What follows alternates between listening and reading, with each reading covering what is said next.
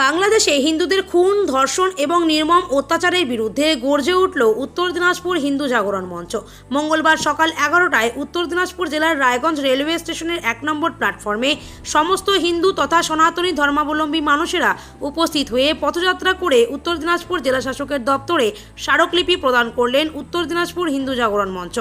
আজকের এই স্মারকলিপি দেশের রাষ্ট্রপতির কাছে পৌঁছানোর লক্ষ্যেই জেলা শাসককে প্রদান করা এই স্মারকলিপি, যাতে আগামী দিনে বাংলাদেশের হিন্দু ভাই বোনেরা সুরক্ষিত থাকে। তার জন্য ভারত সরকার যেন এই দিকটি গুরুত্ব সহকারে বিবেচনা করেন এবং এনআরসি লাগু হওয়া নিয়ে সরব হন। আজকের এই কর্মসূচি নিয়ে হিন্দু জাগরণ মঞ্চের উত্তরবঙ্গ প্রান্ত সংযোজক সৌমিত্র দে আর কি জানালেন, আসুন শুনে নেওয়া যাক। দাদা, কি নাম আর কি দায়িত্বে আছেন আজকের এই প্রোগ্রামে? আজকে আমার নাম সৌমিত্র দে, হিন্দু জাগরণ মঞ্চের উত্তরবঙ্গ প্রান্ত সংযোজক। আজকে হিন্দু জাগরণ মঞ্চের পক্ষ থেকে আমাদের রায়গঞ্জ ব্লক ভিত্তিক উত্তর দিনাজপুর জেলা শাসককে মাধ্যমে রাষ্ট্রপতিকে আমরা স্মারকলিপি প্রদান করি। কি উদ্দেশ্য হচ্ছে বাংলাদেশে যে হিন্দুদের প্রতি অত্যাচার হচ্ছে তার জন্য ভারত সরকারকে সঠিক পদক্ষেপ নিতে হবে এবং বাংলাদেশে হিন্দুদের পাশে থাকতে হবে।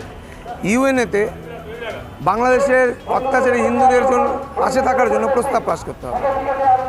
বাংলাদেশে কীরকম অত্যাচার হচ্ছে হিন্দুদের? বাংলাদেশে হিন্দুদের ঘরবাড়ি ভাঙছে, বাংলাদেশে হিন্দুদের হিন্দুদের নামে ব্যবসায়িক প্রতিষ্ঠান আছে, ব্যবসায়িক প্রতিষ্ঠান লুটপাট করছে এবং হিন্দু নারীদের প্রতি ধর্ষণ হচ্ছে। এই সমস্ত আজকে বাংলাদেশের সমস্ত বেশিরভাগ হিন্দুরা চ্যাংড়াবান্ধা বর্ডার, শীতলকুচি বর্ডারে এসে তার নদীর পাড়ে এসে বিএসএফদের কাছে আশ্রয় চাচ্ছে। আমরা চাচ্ছি সেই সব হিন্দুদের পাশে ভারত সরকারকে পাশে দাঁড়ানোর জন্য। কীভাবে পাশে দাঁড়ানোর আবদার জাত করছেন? আমরা ভারত সরকার থেকে কূটনীতিকভাবে